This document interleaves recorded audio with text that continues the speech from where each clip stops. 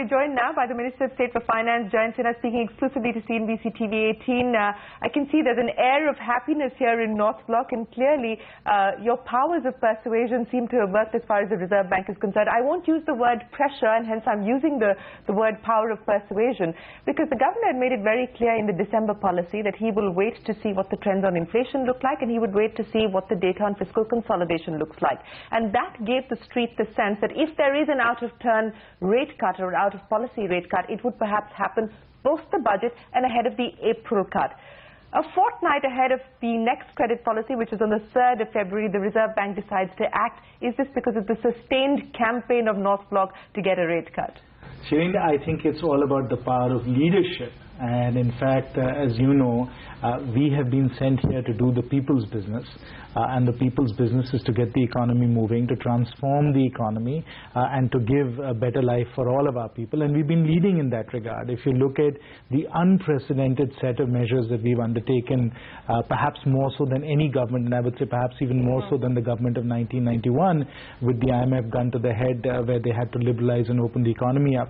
What we've done in sector after sector, whether it is in coal, whether it's in mining, whether it is with GST, whether it's with the Planning Commission, whether it's what we're doing in the banking reform, while at the same time pursuing prudent fiscal policies, saying that we are committed to sound economic management, a fiscal roadmap of 4.1%, 3.6%, 3%. That's how we have led, Shireen. And when we lead, then obviously all the other institutions follow, whether it's the Reserve Bank of India. So the credit for this out-of-policy rate cut should be given to North Block? I think the credit should go to the political leadership, as our Honourable Prime Minister and you're very clear about that. Credit should go to the political leadership. I mean, you have to understand the institutional environment in our democracy, Shireen. You have to understand the institutional environment. In the institutional environment, Parliament is supreme, the Prime Minister and the Cabinet are supreme, and we have to do the work that we have to do to move the economy forward. The RBI has a singular purpose, which is to pursue monetary policy, to ensure that the financial system is sound. And if we put the right conditions in place, obviously then the RBI as a professional institution will follow suit. And I said in some of my previous interviews that the RBI, of course, is an extraordinarily competent and professional organization. They're data-driven, they're fact-based, and if the data and the facts present themselves appropriately, they'll take appropriate action, which is what they've done. They've taken appropriate action, and I know, because we reported this just yesterday, that the North Block and the Finance Ministry believes that the Reserve Bank Governor should not wait till the 3rd of February. But really, a fortnight ahead of the credit policy, would it really have mattered so much as far as the investment sentiment or pick-up in the investment cycle is concerned? No, I think it's very important to set the stage, and the reason why this particular action has been so hotly anticipated and then subject to so much attention from people like yourselves and other media outlets is because that it's not just a rate cut. It is really the turn of the cycle. And that's really what's important here. What we've demonstrated now is that the economic momentum that's picking up, the investments that are coming in, the confidence that's been built on the fiscal policies that we are pursuing, the commitment that we've demonstrated to economic reform, that signal has now been fully amplified by the RBI in terms of the rate cut, and so the economy has moved through an inflection point.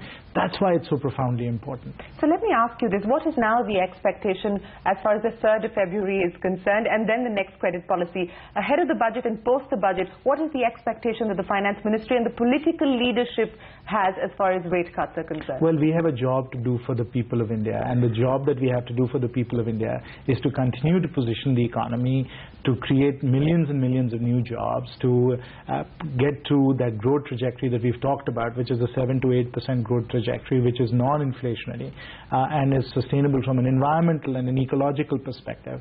To do that, as I've said many times before, what we really have to do is we have to build India's productive capacity.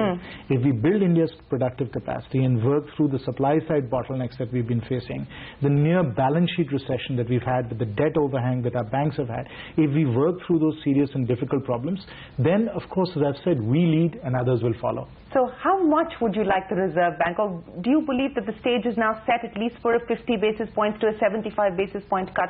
Do you believe that the policies that the government has undertaken, where inflation currently is at, where crude prices are, do you believe that we are on course to at least see between a 50 to a 75 basis point cut? the data will tell us. So we have to wait to see how all these trends play out, and what is achievable with respect to investments, and obviously working through the difficult challenges we have on the NPAs. So as long as we work through all of that, I think the rate cuts will follow suit.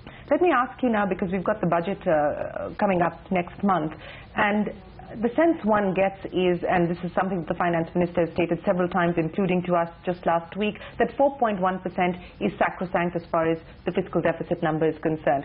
The roadmap that you had laid out, do you believe and do you feel confident on the back of where you see tax collections, where you see global factors, where you see domestic factors, that you are going to be able to maintain the fiscal deficit target, not just 4.1%, but the roadmap that you've set out for yourself? No, those are exactly the right questions, Shireen. And the fact is that while the numbers are always achievable, right, and we've seen in the past how those numbers were achieved, it's not really just a question of achieving the numbers.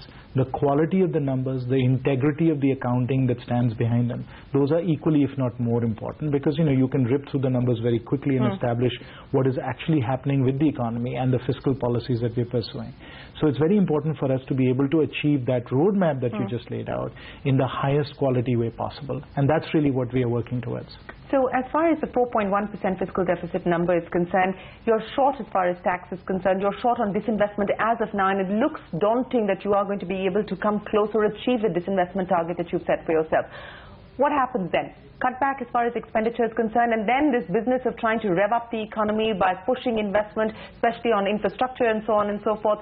Should those hopes be put to rest for now? You're asking me to talk about the budget before the budget. I'm asking you to give me a sense of what we should expect. You'll have to wait and see. I think we've all been quite clear, whether it is the Honorable Finance Minister, whether it's the Chief Economic Advisor or myself, in many of our comments as to what fundamentally we are trying to achieve, not just with the budget, because the budget is just one milestone in a continuous process of working. No, I'm not talking about the reform agenda, but I'm talking about an expenditure cutback at this point in time, because as you're saying, the imperative is really to get the economy growing.